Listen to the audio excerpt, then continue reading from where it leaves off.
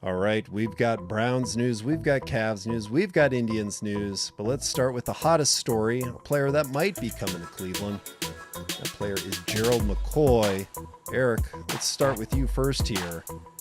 OBJ wants McCoy here in Cleveland. Why wouldn't Gerald McCoy want to be in Cleveland? Well, first of all, I must say, reading Twitter about an hour or two ago, I saw, unless it's a burner account, Gerald McCoy's Twitter handle really applauding and loving the Cavs parade celebration. Yeah, So I did see that. whether that's true or not, that's awesome. Hopefully that's an indication. I mean, I would definitely take him. I mean, we can get him on a reduced salary than $13 million and not having to give up a guy like Duke Johnson. Let's go. Anyways, to answer your question, two teams I could see are the reasons why he would not want to come to the Browns, and both of them are Super Bowl contenders like the Browns.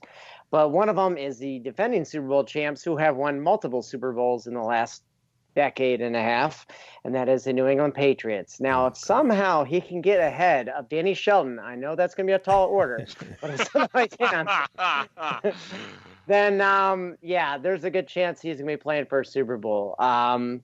I mean, at some point, Tom Brady's got to fall off, but it'd be great if it was this year because we've been waiting for this for 17 years. But, that's definitely a good option for him. Like I said, they're a perennial team, but it's a matter of how much are they going to pay him. And you hear all these stories from many guys. Chris Long, I know, is one guy who's been saying about how their locker room is just different. They're all business, no fun at all. I feel like the Browns have a good business or a good fun atmosphere, and they're about winning. But obviously, not being there personally, I don't know. So if he does the atmosphere and kind of wants to be a little more lively, that would be one deterrent for that. But all things considered, Patriots are one big option for them. The other one is the team that has the biggest salary cap room in all of the NFL, and that's the Indianapolis Colts, who I don't know how that happens with Andrew Luck not being on his rookie contract. Very good team. And they're in a division that potentially might be easier than the Browns. I don't know. I mean, the Steelers are a very good team, but so are the Texans. So you have a couple teams that have issues. So you might be splitting hairs at that point. But I mean that they're a team that's looking for a solid leader in their defensive line. And like I said, they have 58. They're 58 million under the cap. The Browns, by the way, are 33 million, fourth in the league under the cap. So it's not like we're right up against it. So I guess the question that you could have between the two is, would you rather have Andrew Luck or Baker Mayfield? If you had asked me a couple years ago, I would say Andrew Luck, assuming that Baker Mayfield was in the same position as him in the NFL. But all the injuries, I'd probably go Baker at this point. But again, it might come down to contracts for that. But those are my two potential teams that I think that he would choose over them. I really rule out the Cowboys. That's the third one that talking heads have been saying. They didn't make the playoffs last year, but they're kind of in disarray. Ezekiel Elliott, we had another issue with him. I don't really trust Dak Prescott, but they're going to be a good team. They're just not a Super Bowl contender, in my opinion. All right, Drew, why wouldn't he play? Eric's saying, to play for a Super Bowl champion, to get more money from a team that has a ton of salary cap room. Why wouldn't he come to Cleveland? Yeah, it's a decent point. Like, I actually think that Daniel Shelton has finally done something for the Cleveland Browns. Why would the Patriots give this guy $1 million guaranteed this year? I mean, he has a 1-year salary, but I'm pretty sure it's almost fully guaranteed. Why would they give him that money if they knew that McCoy was an option, right? Like, I think the Patriots have had some type of back channel, communications to where they realize they're not going to get this guy. That is the only way that signing Dan Shelton at this point makes any sense for them. They're not going to sign both. They're not. There's no space for Dan Shelton. You just flushed $1 million down the toilet, and I think Bobby Kraft needs that for his legal defense team. So, I can't imagine them just getting rid of that money. So I actually don't think he goes there. There's all kinds of other options though. He's going to make a decent amount of money. He's probably going to sign more of like a 1-year deal, probably, unless the Colts blow them away with an offer, and they can certainly afford that. One of the positive things going for the Browns is Steve Dorshek, who was right about the sort of OBJ rumors and eventual trade. He posted on Twitter recently, right before our podcast started, that he thinks the Browns are one of the front runners to land him, and so I think that's a great sign. And then I also heard Dustin Fox say that they're front runners, although I trust his opinion significantly less, but it's still out there. In terms of why they might not get him, everybody's got a price. Everybody's got to pay, but the $1 million man always gets his way. The Browns' 2019 salary is they've already committed $212 million. The 2019 salary cap is $188 million. They are $24 million in spend over the cap this year. Now, the figure Eric gave is still accurate. They still do have $33 million in technical space available based on Ray Farmer, and before him, who was the GM before him? God, I can't remember. I don't care. And Sashi Brown essentially not fielding NFL caliber rosters. Sashi Brown inherited 45 or 50 million in cap space and increased it to 80 million by not fielding an NFL roster and, giving us all this rollover space. So they have the room to do it, but you get into questions about once you've spent this, it's gone, right? Like they're not actually 33 million under the cap.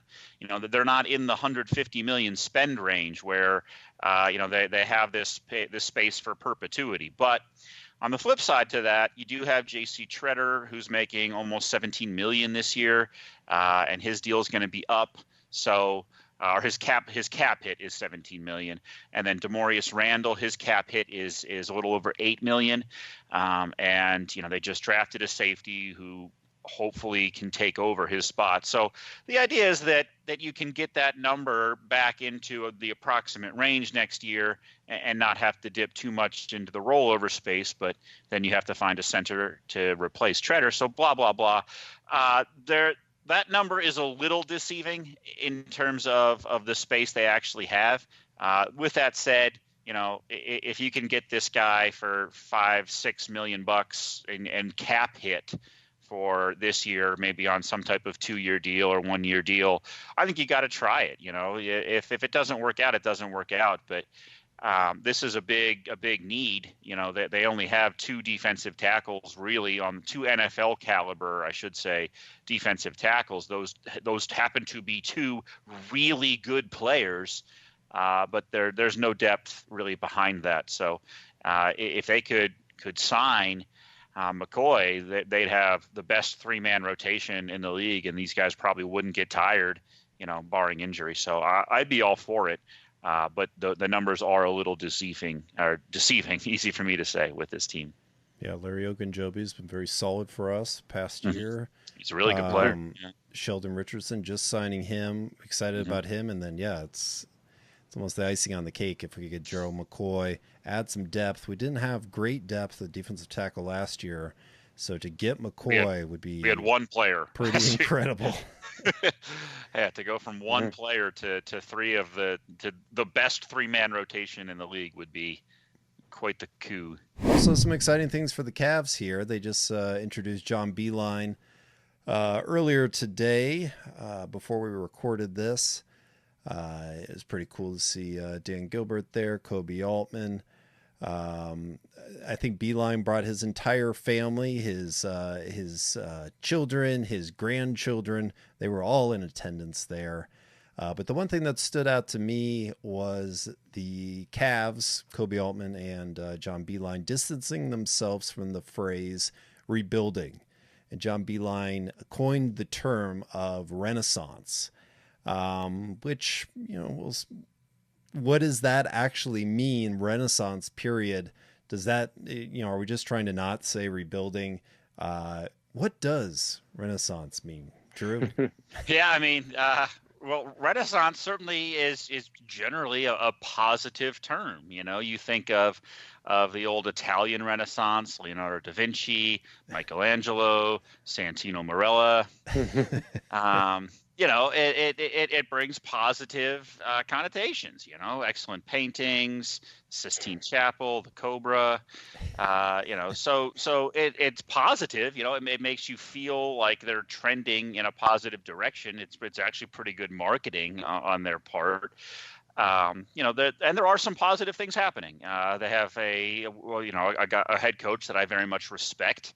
It remains to be seen what he ends up looking like in the pros, but he's certainly a good coach, if not very good. You can't call him great until he's shown what he can do in the NBA, but certainly a good to very good coach. And with JB Bickerstaff, he's one of the top paid assistant coaches. He has head coaching experience. He knows the NBA game. I think that's an excellent pairing of those two together. I'm glad we went out and paid Bickerstaff. I think he's going to be a really good addition. And so you combine that with the guy that I've kind of sold myself on at this point once I got over not having R.J. Barrett, which is DeAndre Hunter.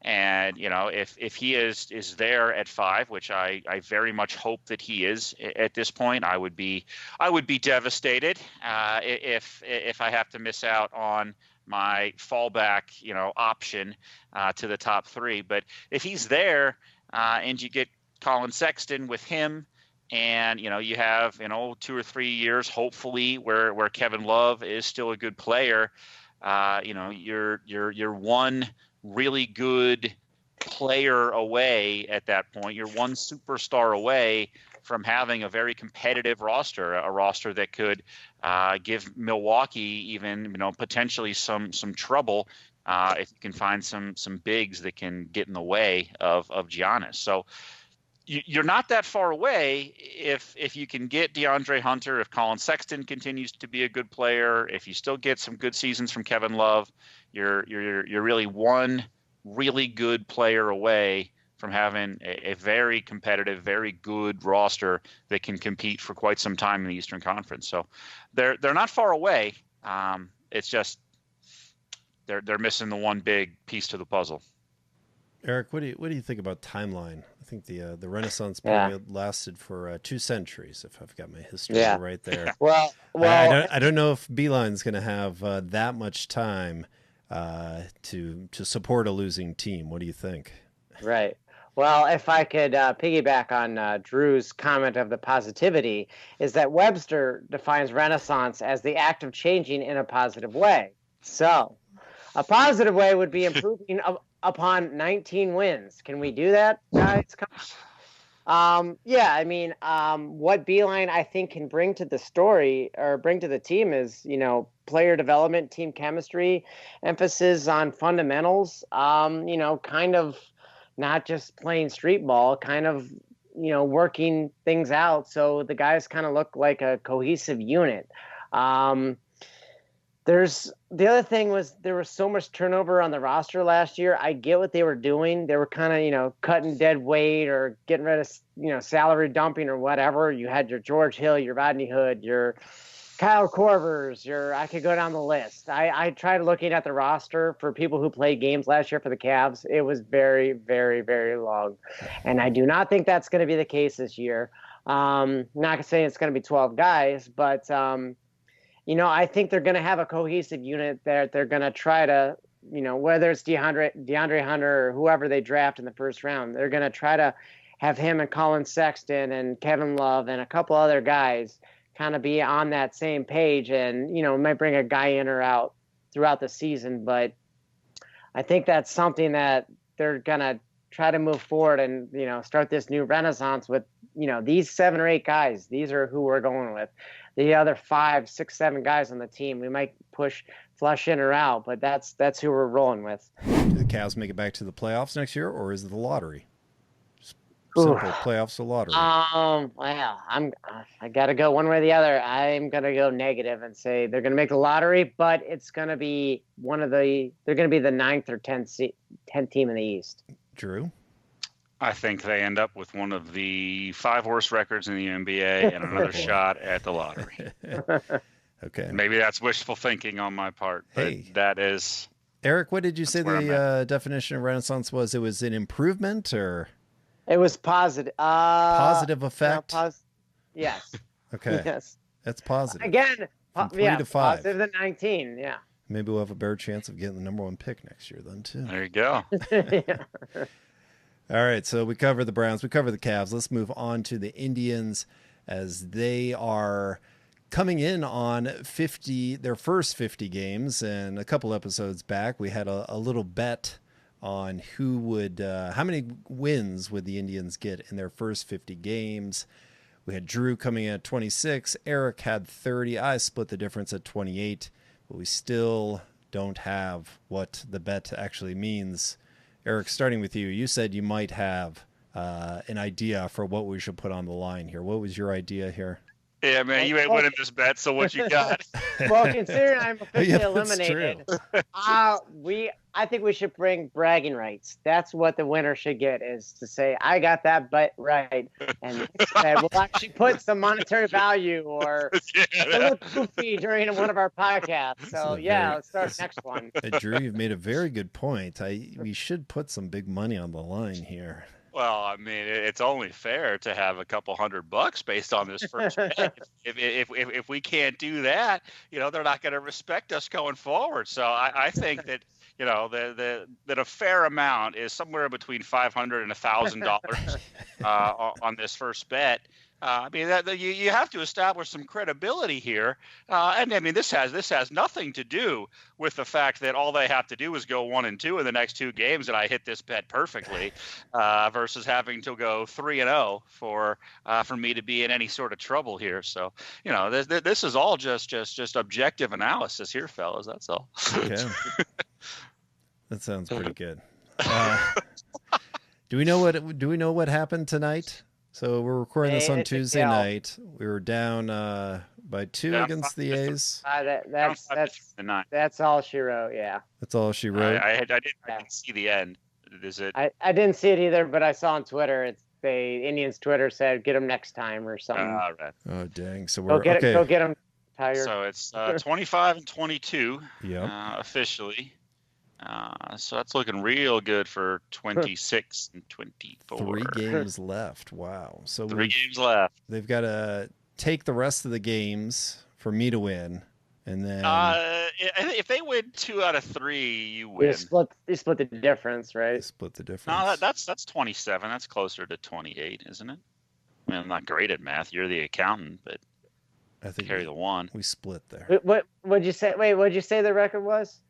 25 and 22. 2 and 1, so it'd be 27. You split the difference. All right, I got you. Yeah. It was.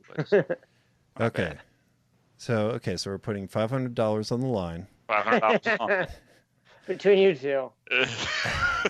Well, I don't like those odds. Bitter to this, man. All right, so however this bet works out, things are changing with the Indians. We've got some pitchers that are getting healthy. We had Adam Pletko come in. He had a very solid outing. Bieber had an awesome outing, 15 Ks, 0 walks, and a complete game shutout. It was a shutout, right, guys? Yes, on Sunday. Yes, it was 10-0. Okay, awesome.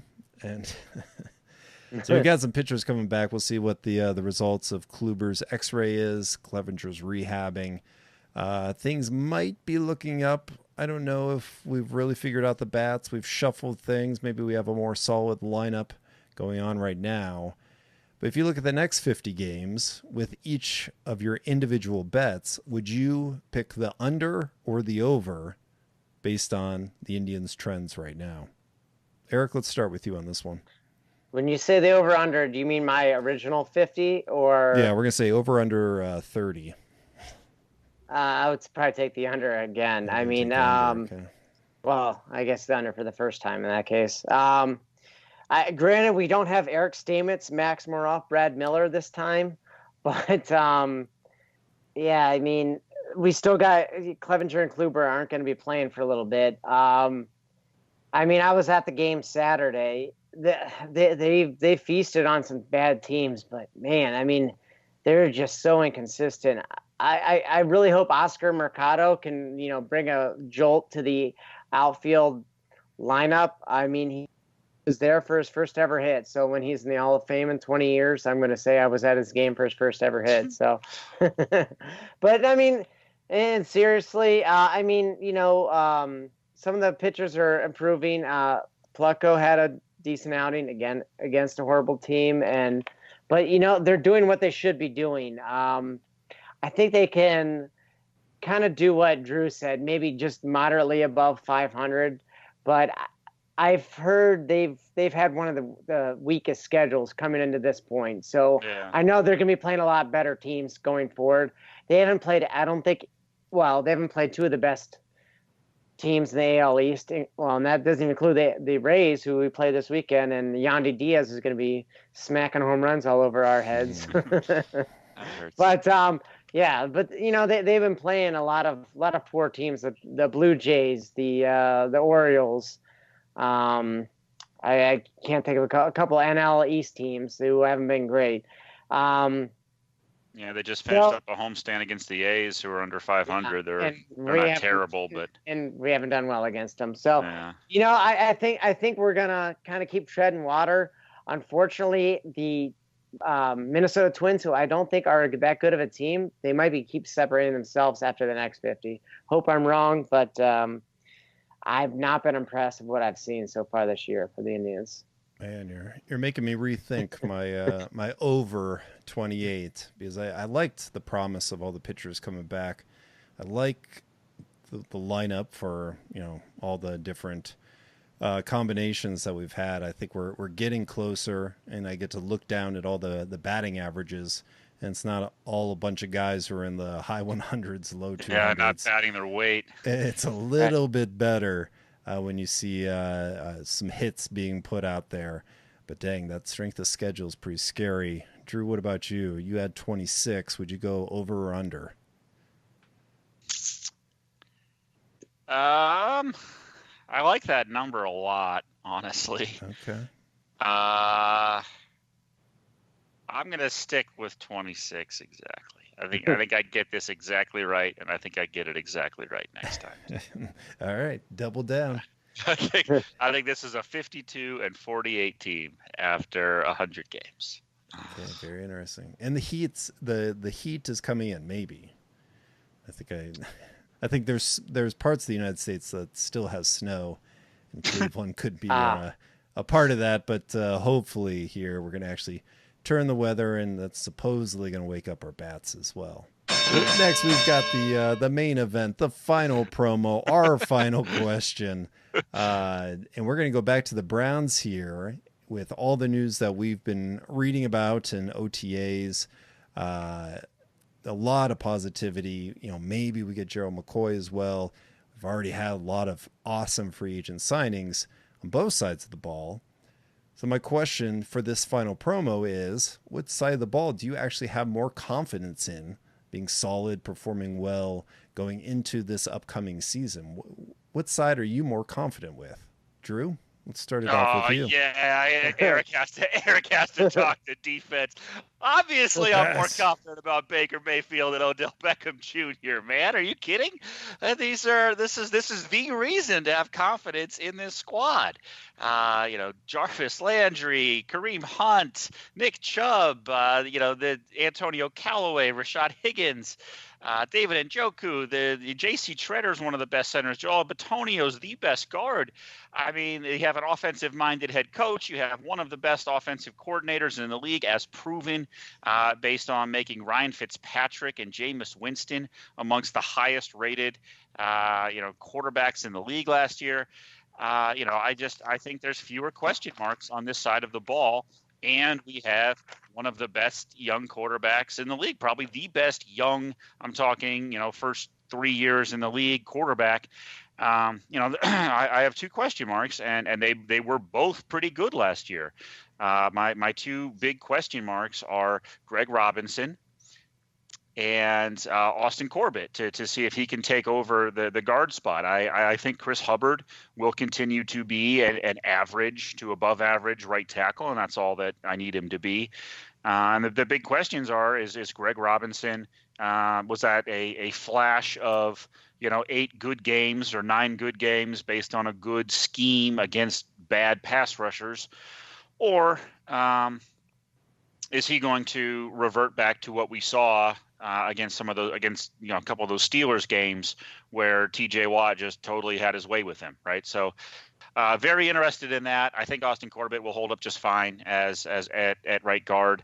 He has some big shoes to fill with Kevin Zeitler, but I think he can be an average to above average guard, and that means my offensive line's pretty good. So if those are my biggest question marks, I'm living pretty large on the offensive side of the ball, and now he gets to talk to us about why the defense is better. This is going to be good. Can you disagree, Eric? Well, here's my notes. Obviously, I have the offense as well. I'm an offensive guy. I've always have been, but I'm not offensive. Debatable. What I can say about the defense is, well, first of all, let me say the offense is incredible. What I can say about the defense is we have a tremendous amount of talented players. Look at the defensive line. Gerald McCoy aside, you got your Larry Ogunjobi, your Sheldon Richardson, Olivier Vernon, and Myles Garrett. That's a front four. That's a pretty solid front four. I'd like any other team to challenge that. Knock on wood. Hopefully everybody stays healthy. Then we can get our Gerald McCoy or whatever people subbing in at times, and we don't have to worry about that. You look at our linebackers. You got your Joe Schobert, Christian Kirksey. Those are guys that are solid, respectable players. I'm really intrigued to see what the other two rookies do this year. And the wild card, as I'd written about earlier, was Gennard Avery. Is he going to be? He's the Swiss Army knife. Is he going to be that third down pass rusher on the edge that's going to help, or going to knife in the inside, or is he going to be an outside linebacker? I don't know, but I really am excited to see what this Steve Wilkes is going to do with this defense and what he can bring to this team. At the beginning of last season, offense struggled, defense got so many turnovers, and kept the Browns in games. Can we recreate that, especially when we're healthy? We were healthy at the beginning of last season. We forced all those turnovers. And then you think when we get into those winter months, you have that awesome defensive line, the havoc that they could create. It's a clear path to the Super Bowl. Clear path. I still, just keep it all positive. The offense is going to be incredible, but the defense might be even better. Just keep those turnovers, have incredible pressure from the defensive line. We'll figure it out. Gennard Avery's going to step up. We're going to have some other linebackers step up. It's going to be Joe Schobert. Hopefully Christian Kirksey is going to have a great season, stay healthy. And, it's going to be a power. All right, the offense is pretty easy to argue there, Drew. Some big names, but we'll talk more about those big names and more Cleveland sports as we get closer to the draft, and we'll see who ends up winning our Indians win bet for the $2,000 that we agreed upon during this podcast. Eric, thank you. Drew, thank you. We'll talk to you guys again next week. Thank you. All right. See you next week. Talk to you later. I'll take that as agreement.